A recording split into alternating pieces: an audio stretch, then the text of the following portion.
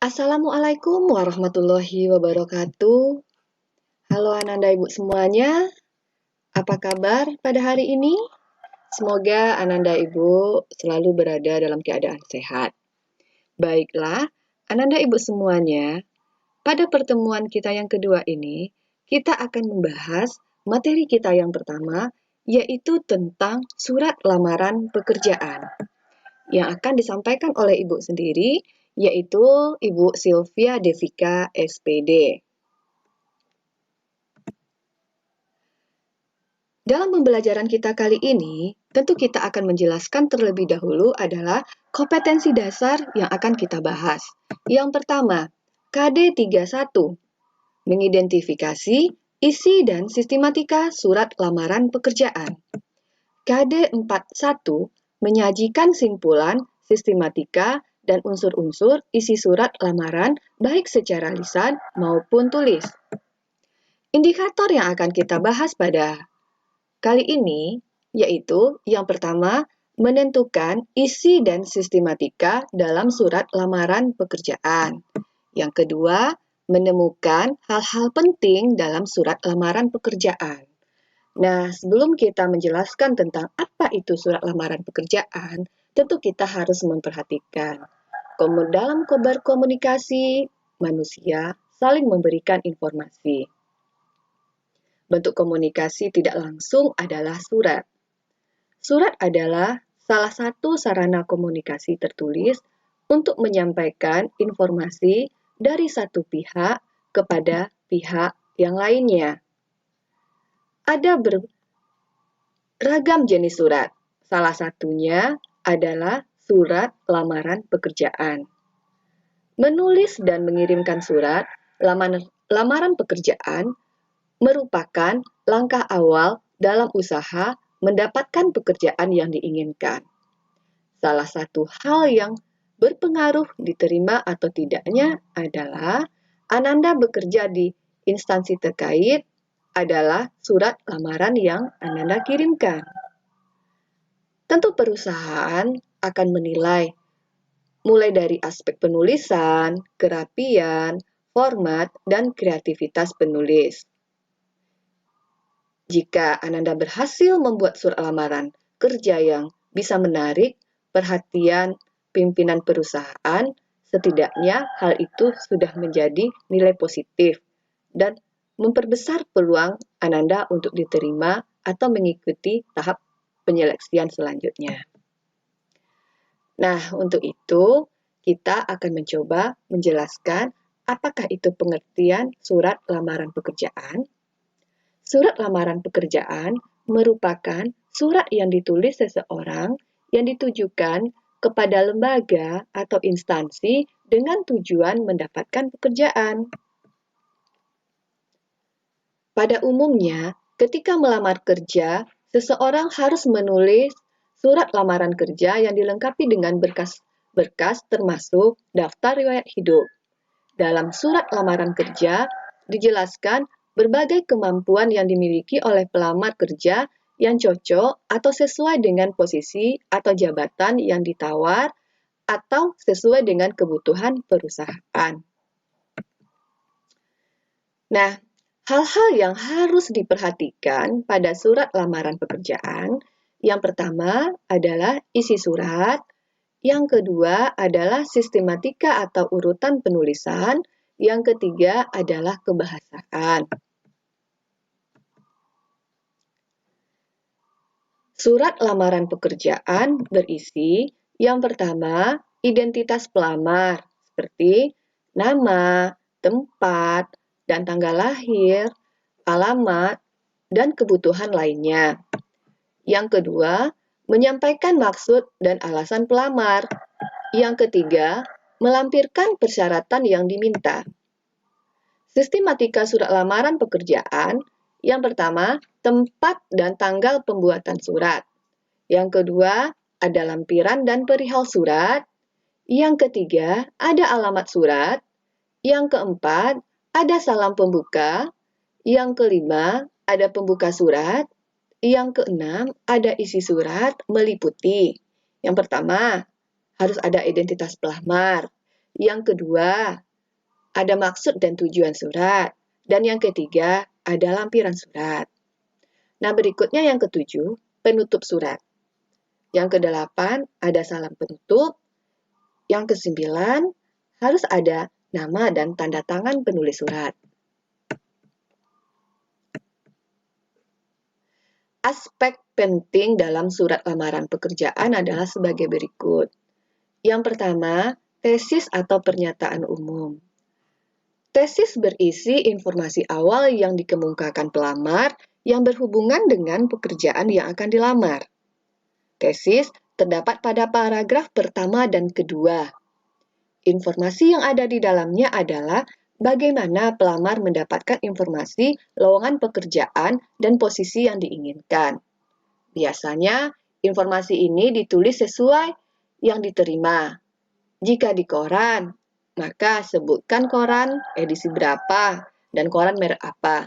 Jika pada internet, usahakan berikan link di mana didapatkan lowongan pekerjaan tersebut, serta tambahkan tanggal lowongan pekerjaan itu diupload. Yang kedua adalah argumentasi. Argumentasi digunakan untuk menguatkan tesis atau pernyataan umum.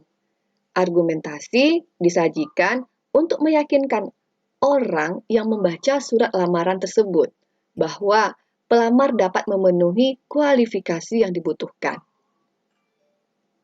Pada bagian ini berisi informasi tentang si pelamar, di antaranya pendidikan, misalnya dia lulus di mana, berapa nilai IPK-nya, dan lain-lain.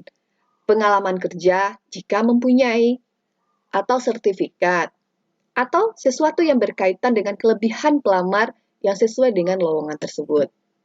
Nah, di sini anak-anak ibu bisa melihat sebuah contoh surat lamaran pekerjaan. Nah, bisa diperhatikan.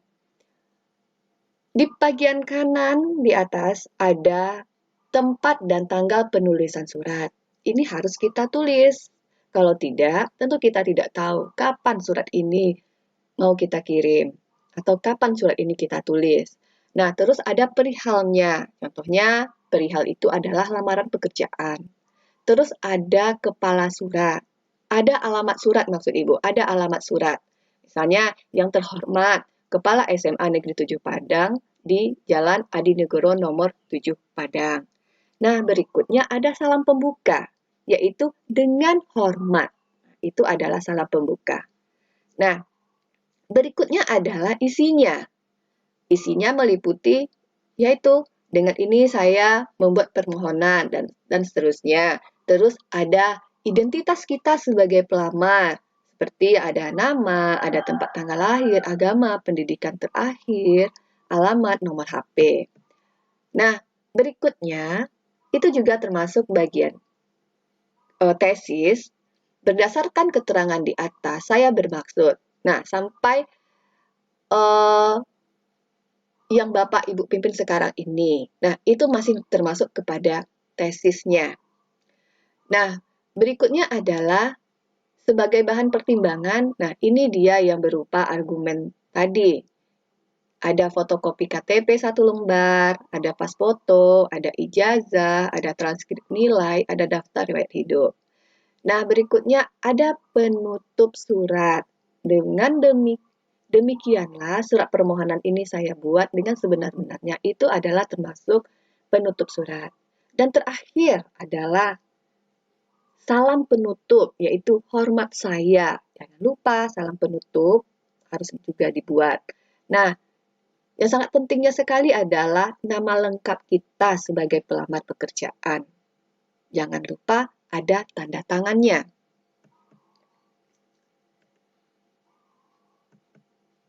Nah, sekarang bisa Nanda Ibu lihat bagaimana kita mendata sistematika dan isi surat lamaran pekerjaan. Nah, sebelum kita masuk ke sana, Ibu sangat berharap sekali kepada Nanda Ibu bisa memahami apa itu surat, bagaimana sistematikanya, apa saja yang harus kita perhatikan dalam menulis surat itu, tentunya kalau kita menulis surat, tentu kita harus menulis surat dengan bahasa yang formal.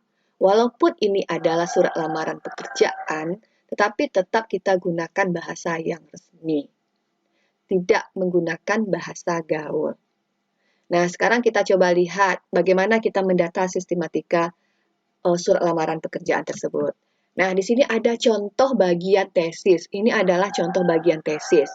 Nah, bisa kita lihat ada mulai dari pembuka surat itu sendiri.